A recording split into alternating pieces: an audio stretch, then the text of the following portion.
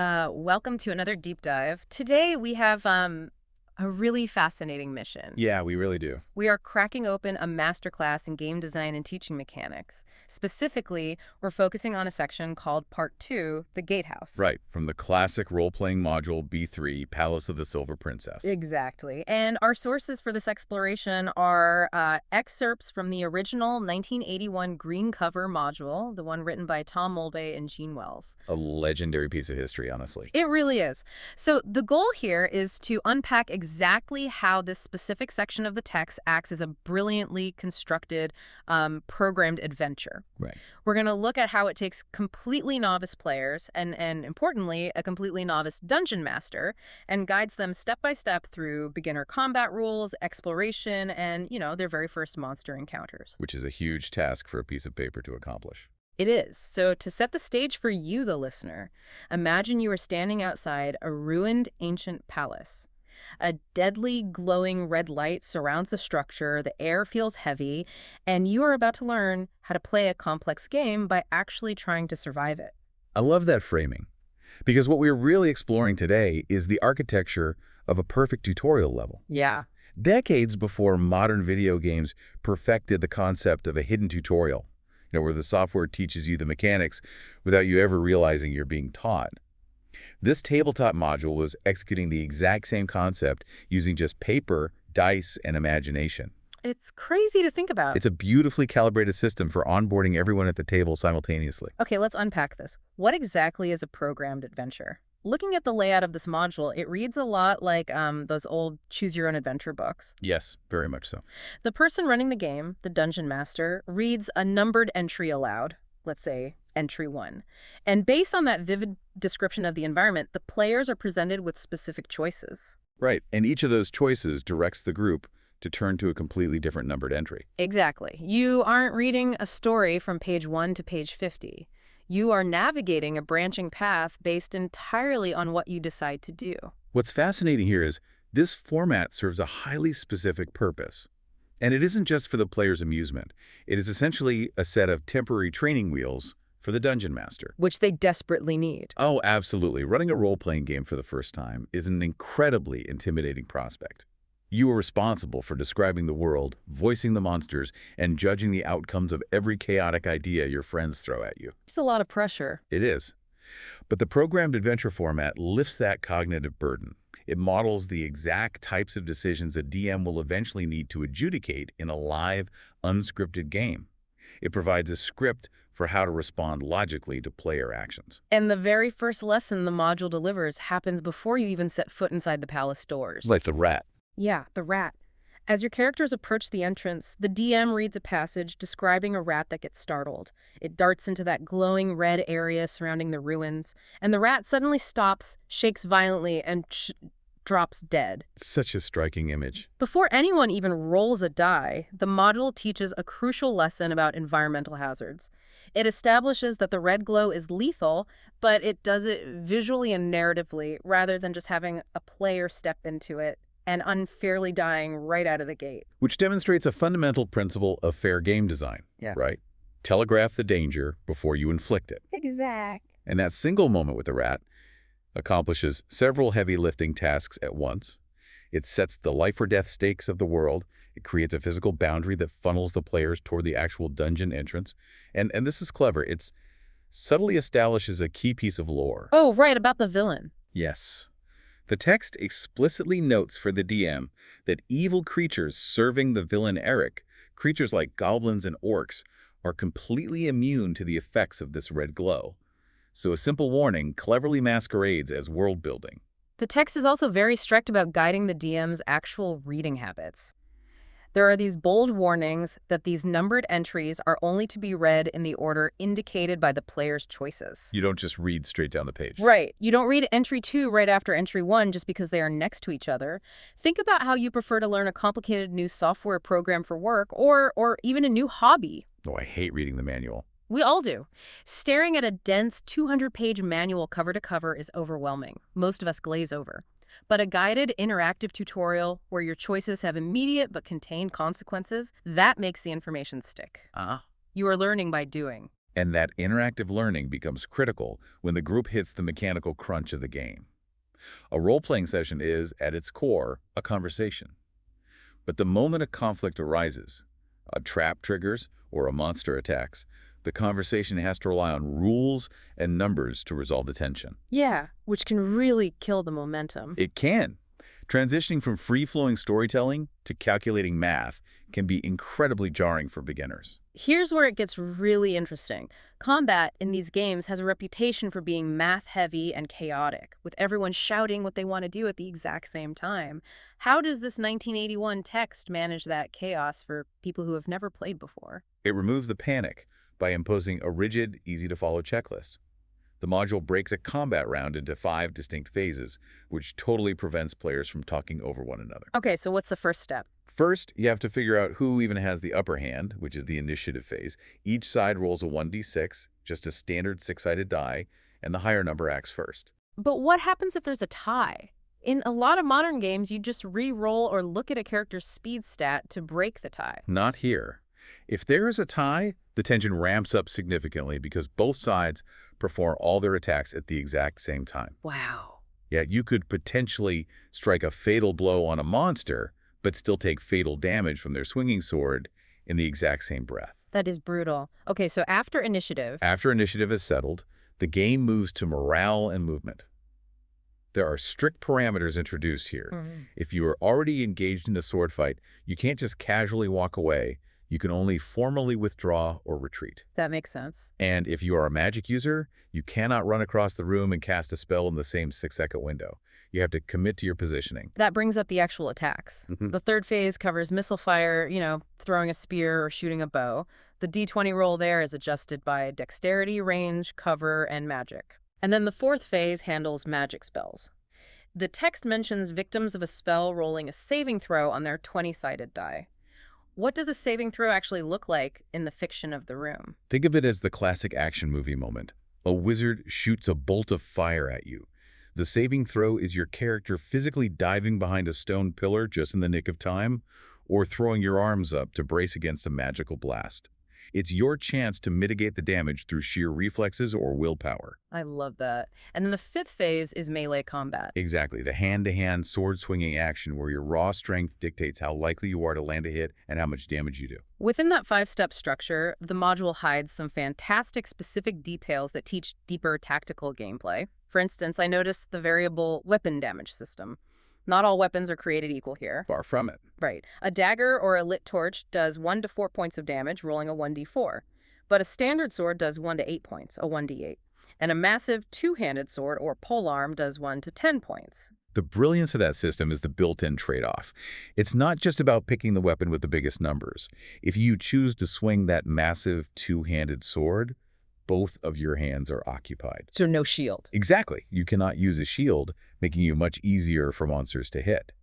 Furthermore, the sheer weight and momentum of the weapon means you will automatically lose that crucial initiative roll we talked about earlier. Unless you happen to be fighting an enemy who is also swinging a two-handed weapon. Right. Then it's an even playing field again. It forces you to make a tactical choice before the fight even begins. Do you want to hit harder, or do you want to strike first and have a better defense? Yes. And it's not just the players making choices. The monsters aren't just mindless drones waiting to be slaughtered. The text introduces a fascinating system called the morale rule. This is a game changer for how combat feels. Monsters in this module have a psychological breaking point, represented by a morale score ranging from 2 to 12. So how does that work in practice? Well, if a battle is going poorly for the enemies, say, the party kills the first goblin, or half the enemy group is incapacitated, the Dungeon Master rolls 2 6-sided dice. If the result is higher than the monster's morale score, those creatures will literally drop their weapons and run away in terror, or even surrender. Think about how that changes your strategy as a player. Yeah. You don't necessarily have to kill every single thing in the room. You just have to scare them enough to break their ranks. Precisely. A morale score of 2 means the creature is essentially a coward and will likely flee at the first loud noise. A score of 12 means they are fanatical and will fight to the bitter end. If we connect this to the bigger picture... Oh, wait, Oh, that's your line. I was going to say, if we connect this to the bigger picture, these rules teach resource management, risk-reward calculation, like using the two-handed sword, and the psychological reality of combat through the morale system. It's so well layered. But rules are nothing without a test drive. The best way to cement these concepts is to throw the players into a carefully controlled environment. Which brings us to the actual monsters they face inside the gatehouse. Yes, the introductory encounters. Put yourself in the shoes of these players. You've navigated past the deadly red glow, you're exploring the gatehouse, and you reach a closed door labeled Entry 23. You hear a scratching noise and a high-pitched squeaking sound coming from the other side. Very ominous. You have to decide to open it. When you do, the game introduces the concept of surprise rolling a 1d6. A 1 or a 2 means someone is caught completely off guard. Now, behind that door is a 3-foot-long giant rat with matted gray fur. But because this is a program tutorial, the module doesn't just force you into a fight to the death. It provides the players with a menu of options to handle the situation. Which is so refreshing. You could draw your swords and attack it immediately, sure. But you could also throw it some food from your rations. You could try to carefully ignore it and search the corners of the room. Or you could simply pull the door shut and walk away. If you throw the rat some food, the text describes the half-starved creature gobbling it down, completely ignoring your party while you explore. If you ignore it, it gets spooked by your footsteps and scurries into a rat hole. But let's say the party gets aggressive and triggers a fight. There is a brilliant hidden teaching moment in the monster's statistics here. Oh, the disease mechanic. Exactly. In the standard rules of this game, a giant rat normally has a 1 in 20 chance of carrying a nasty disease that requires a saving throw. But the text explicitly tells the DM that this particular giant rat does not carry disease, and its bite only does 1 to 3 points of damage. It's a curated, safe test run of combat. It really is. Yeah. The designers want the players to learn the physical mechanics of rolling for initiative, checking their attack numbers, and rolling for damage, without the overwhelming risk of a character contracting a fatal disease on their very first adventure. It builds confidence at the table. But the module doesn't let them stay in the kiddie pool for long. The very next encounter escalates the complexity. It does. Shortly after the rat room, you can press your ear against another door. The game gives specific odds for this, a 1 in 6 chance of success on a listen check, or slightly better odds, a 1 or 2, if your character is a demi-human like an elf or a dwarf. Because they naturally have sharper hearing. Right. And if you succeed, you hear the ominous rattling of iron chains. Inside the room, 2 man-sized skeletons, still bound in rusted iron shackles, advance to attack. And the text notes they have an armor class of 7 and 5 hit points each, causing 1 to 6 points of damage. We should probably clarify armor class for a moment, because in this 1981 system, a lower number is actually harder to hit. An unarmored person is an armor class of 9. So a 7 means these skeletons have some natural defense, perhaps those rusty iron shackles deflecting the player's blades. That paints a great picture.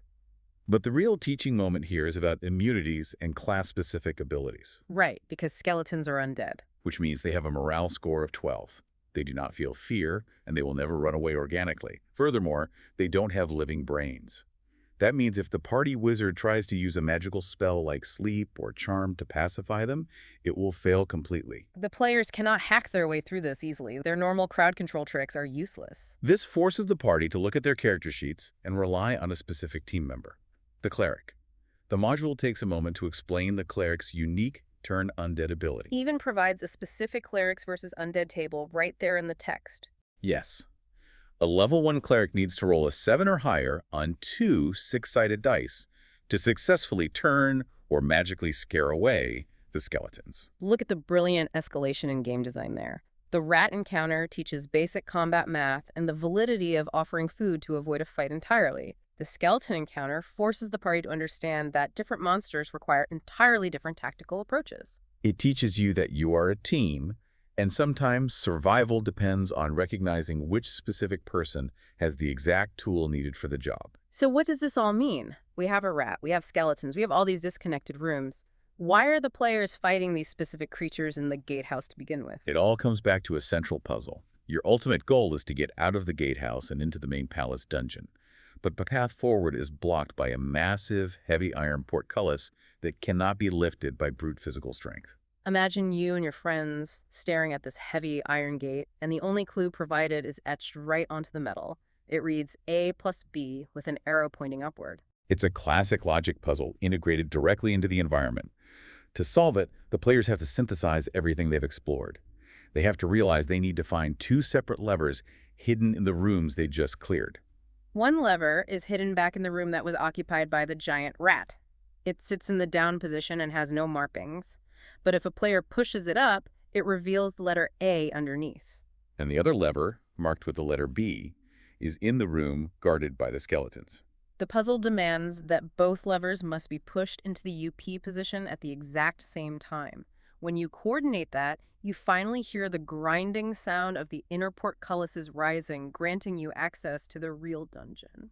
This raises an important question, though. We're talking about complete beginners here. Yeah. What if the learners fail the tutorial? What if they search the rooms, fight the monsters, find the levers, but just cannot put the A plus B puzzle together? Yeah, you have a novice DM running the game who might not know how to drop hints without just giving away the answer.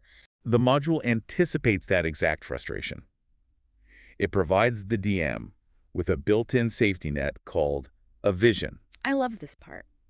The text instructs the DM that if the players have explored every corner, tried everything, and are genuinely stuck, they shouldn't just let the table wallow in awkward silence. The DM is instructed to give one of the player characters a magical vision from a protector. Described in the lore as a magical race from the land of fairy. Right. And this vision explicitly tells the character that the only way to open the gate is to raise both levers at the same time. It reminds me of being in an escape room where you've been staring at a padlock for 20 minutes, and the game master finally chimes in over the loudspeaker with a clue to keep the momentum going. It's such a vital inclusion because it highlights a core tenet of good leadership and teaching. When you are onboarding someone to a new system, you want to give your team the tools to solve the problem themselves. Let them struggle just a bit. Exactly, because that productive friction builds muscle memory and deepens their understanding. But you must never let them become so frustrated that they quit. You always need to have a vision ready to guide them back on track when they hit a wall. That perfectly summarizes the brilliance of Part 2, The Gatehouse. It is so much more than just a fictional dungeon filled with imaginary traps. It's a carefully calibrated educational tool dressed up in swords and sorcery. It's designed to build confidence simultaneously in the person running the game and the people playing it. Because knowledge is most valuable when it is understood and applied in context. This module doesn't just hand you a dry rulebook and wish you luck. It hands you a living scenario where utilizing those rules is the only way to progress. By the time you hear that heavy portcullis grind open, you aren't just characters entering a palace.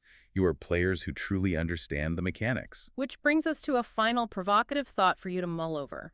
The module explicitly states that the moment you clear the gatehouse and move to Part 3, the programmed adventure format ends entirely. The training wheels come off.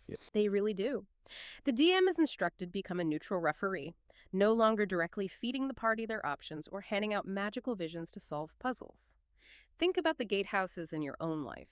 The structured tutorials, the mentors who held your hand through a difficult process, the training periods at a new job. How do you know when you've truly crossed that threshold? When the portcullis closes behind you, how do you know it is finally time to face the unscripted dungeon of the real world using only the tools you've managed to pick up along the way? Something to think about. Until next time.